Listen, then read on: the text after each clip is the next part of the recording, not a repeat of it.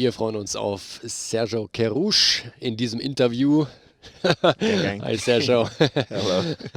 32 Jahre alt, in Memphis, Tennessee geboren und natürlich seit 2016 bei uns mit dabei. Sergio, you are in a good mood every time, I guess. You're a bit the clown of the team. Nee, nicht bin der Clown, so ich bin der Hot. So natürlich, ich bin in good mood. Ich habe sie große, was das, Lecken, Ja, lächeln, ja, große strahlen. Lecken. So, das ist normal. Wenn du bist Basketballspieler, du can nicht smocks all serious. So you have to have some type of fun. And I'm the guy who, when I see everybody else's head down, I say, lift your head up. We got a game to play and let's go. Ja, okay, also Motivator hatte ich auch noch aufgeschrieben, tatsächlich. Motivator. Motivator. Yeah. How did you come to play basketball? So basically, I grew up in a bad part of Memphis, Tennessee, which is one of the top, places for crime. Lots of drugs, lots of guns, and I wanted a way out. And I had a lot of energy, gross energy, as you can see. And my mom, she put me in everything she could to keep me out of trouble. I did karate. I've done acting. I was a professional actor for a little bit. I did acting classes.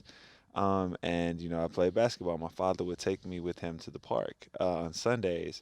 And I was the only kid that was 15 or 16, 15 or 16, the mag speel mit grosse hair, like grown men. So I was going against people with muscles where I barely had bones.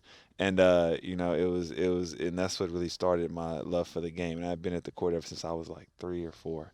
I never was good at it now, don't get me wrong. I was terrible. I was a little fat kid, mopsy, just running around, and getting kicked on my butt, couldn't dribble a ball, couldn't pass a ball, couldn't shoot a ball, but things have changed. And your mother and your father, are they basketball active or sporty active? Nee. Meine Mutter ist sehr gut mit technologies. Like she's very good with technology. She good with computers. Mein Vater is sehr manly man. He like can do things with his hands. He did construction. He can fix things. 2 of his fingers is one of mine. Well, one of my fingers. Yeah, 2 of his fingers is one of mine, or something like that. Like he got some big hands. Like they could like choke a bear. But that's his whole thing. He just loved the sport, and like you got to realize where I grew up, like in the hood as we call it, or the bad area. That was the thing to do to get away. It was basketball. In the park you'll have all the gangsters and all the this on that side watching the young guys, play basketball and to get away from the other side of that life, that's where I put myself at. He made sure no matter what happened, because he might have been on the other side, he just made sure that I was protected and that I was in. You're going to play basketball, don't do this, don't touch this, don't hang out with these people. So he did that for me. So that's how I came to be basketball oriented. And is that why you basketball is always something positive for you? For the most part, one thing, nothing can always be positive for you. It's life, so you go through your ups and your downs, and for me, basketball is a release. You don't know the story yet, but I'm sure they'll tell you I had cancer, and basketball helped me get through cancer here.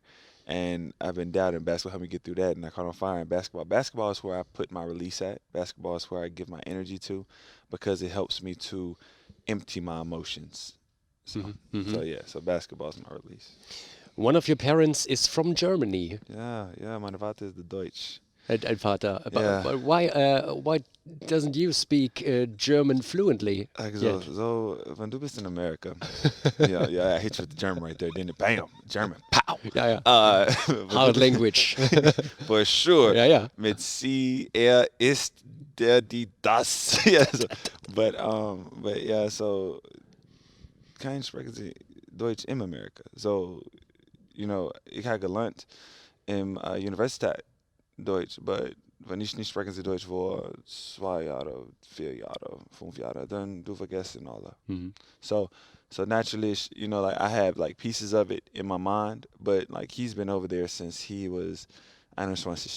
So ich bin 30. He had me when he was, older. So it's just no one speaks it. So it's a lost language in America. Just like if we would come here and speak English to everybody that only spoke German, we would probably end up, losing, Mhm. the English that we know we're speaking a different type and learning more so German. So, Mhm.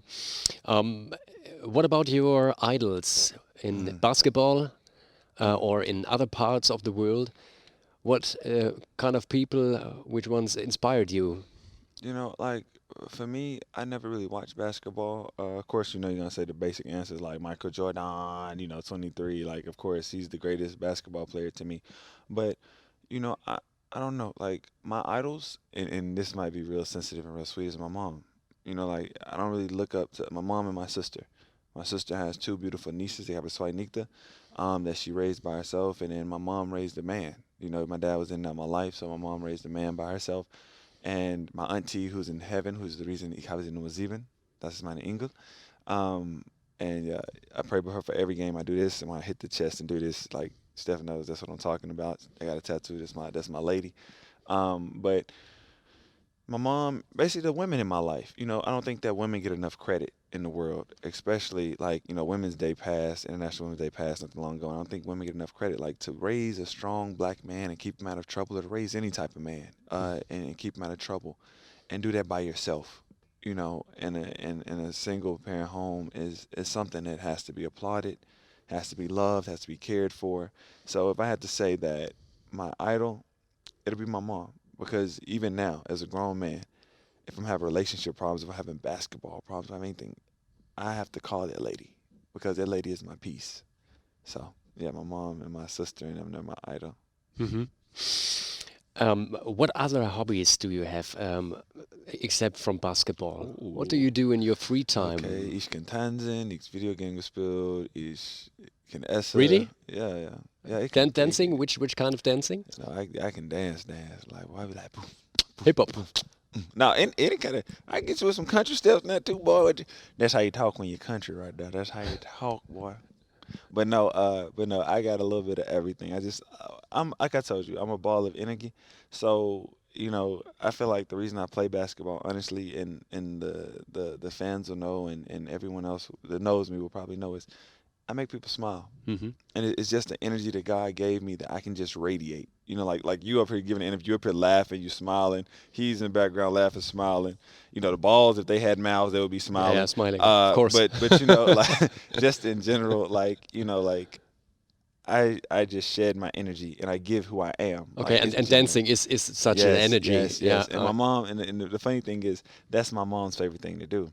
Mhm. So if she tells you this story, you're gonna cry laughing. She's like, when you were in my belly, when I was pregnant with you, Sergio Thomas Kerusch. You gotta say the whole name. When you're a mom, you gotta say a black mom. You gotta say the whole name. Sergio Thomas Kerusch. I was dancing with you in my belly, and I taught you all the moves. That moonwalk, you got that from me, not Michael, but from me. So, just in general, like, like mom's the reason I dance. The funny thing is, if you ever see me dancing, and my mom could be anywhere in the building, she could be behind this thing right here. And if I'm dancing, she'll come out. She'll be like, "Boy, who taught you that?" She'll come out moving and dancing too. So dancing is for me a video game playing, which is natural because you're practice so much, Mhm. and it's not really a lot to do when you get off. And of course, I play with my teammates, Quentin Hooker. You've had Kendall Hill. Uh, Robin, Vincent, all the guys. We have a little team. We call it Gamer Squad. So we really get on there and we just go at it. On Fortnite is our main platform. And we play Fortnite and we do some 2K and some Call of Duty, but Fortnite is where we usually connect, talk about the games, talk about how we can fix things while having fun and playing. Mhm. Mhm. What about music? Dancing is Mm, is with music. What kind of music mm, do you love? mm. I love R&B. Like you got a Okay, little and tone. I and hit you with and that. and you love singing. Okay, Yeah, hey, I almost okay, hit the high note. I had to okay, catch myself. okay. But no, like I told you, I'm just about energy. I love everything. I'm very universal. I listen to country. I listen to only thing I don't listen to, and I'll be But you honest with you, don't is play hard any rock. instrument. No, no, no. My instrument is my voice and my body Yeah, I've heard that that. I use for basketball. But yeah, for sure. I don't play instruments. When I was in high school, I played the recorder. I don't know if you know what a recorder is. It's like a baby flute for beginners. But I used to be in show choir when I was in middle school anyway. But Mittelschule. But so like I love all types of music except for maybe like hardcore rock. I can't do hardcore rock. Like I can't. Listen, you start yelling, I'm cutting it off and I'm going to bed. But other than that, I can take smooth singing. Like it's like after games and stuff, I like to calm down, so I listen to like R&B. Before games, I'm more hip hop. You'll catch me with a little country in there. I love a little country because I am from Tennessee. Hmm. And pop. I love pop. Right now, my favorite song is this song called Medusa by Paradise. Like da da da da da. Like I like everything. If it sounds good, if it makes me feel good, then I Okay, all usually rounder. yeah. You're an all rounder. Okay. What do you think when the people normally here in the hall sing "Kerusch is on fire"? Ooh, I think Kerusch is on fire at that time. Yeah. Naturally, so wenn ich mag's ein oder zwei Wölfe, dann das kommt, the Unterstützung auf the fans, so Kerusch, Kerusch, Kerusch. Kerusch is on. And ich bin in game, so no, I'm like Kerusch. I want to dance with like Kerusch, Kerusch, but I have to play it off in the game. And like back when we had fans, it used to be so fun because I would really hit and that'd be Kerusch on fire, and I like run to like the edge of it and look at him in the eyes and be like boom, and then run back. Like it should be amazing, but I love that. They made it up, and a lot of things that a lot of people don't know is that Karush actually was on fire. And it's so funny that I came here with this, and they didn't know anything about it. And they did it. I caught on fire, I think, my first year or second year in the BBL cooking, and it burned my leg from like third-degree burns from my knee down. And it's so funny because they came up with that, but that's a whole different story. Okay, tell us. Oh, okay. Well, I can't cook, y'all. So one, they gave me pots and pans and it had a hole in it, and it was on a flame stove, and I put oil in, and it caught on fire, and I screamed, ah! And it caught me on fire. And next thing I'm making it funny because it's really dramatic and it's painful, and I have to go to counseling for it someday. But naturally, it caught me on fire, and it burned part of the skin on my left leg. So if you guys ever watch this play, you look at my left leg really hard, you can see the discoloration in it. And that's what happened. So it makes sense in a way. It does, it does. But I like their Carush is on fire better. It means I'm hitting all my shots. I like it a lot better than the other one. Did you ever think about you doing after your basketball career? Oh, I think that a lot of people would agree I need to be in front of a camera.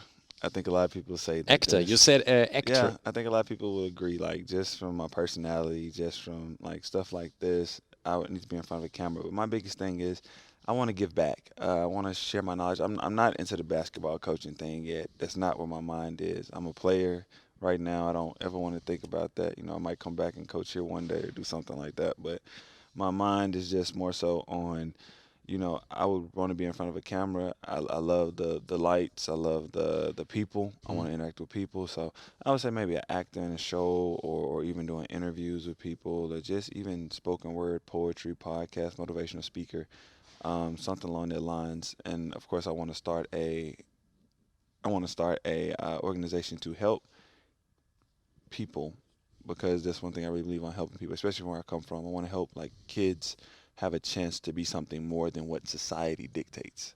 Hmm. We're usually pulled down by standards. I'm a black man, and the world sometimes seems at war against us as black men just because of like the police brutality in the United States and just where you come from and what you're associated with. So I want to take something of the money and the blessings that I made and give back to the community, help them find ways out, maybe through computers or through whatever their passion is. So. Maybe with sports. Yeah, maybe whatever it is. Like I want to really start a thing. It's gonna be called Through the Fire, which I really want to do, and it's gonna help those kids get through that pain and through whatever they're going through to become the best them and do what they love. If you look back into your 12-year-old self, what advice would you give yourself to start a career or to grow up? First of all, I hit him in the back of the head. I'd be like, "Poof." I'd be like, treat your mama right. That's the first thing you gotta do. Love your auntie, treat your mama right.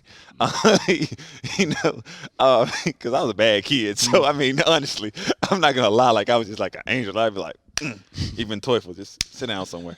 But with that being said, if I could go back, first thing I'd like is keep your Pokemon cards. They're gonna be worth a lot. Okay. So Marco, I'd be like, keep your Pokemon cards. They're gonna be worth a lot. Do not sell the Charizard for a cookie. It's not worth it. Keep it. So, but Do you have your Pokemon card? no, I actually went and got my mom to buy me 3 packs of them like this week. Yeah. But I used to have them. I used to have like folders of them. I used to have Blastoise, Charizard, all the guys, like the best, the hollows. And I would like sell them for cookies and ham sandwiches and a cracker.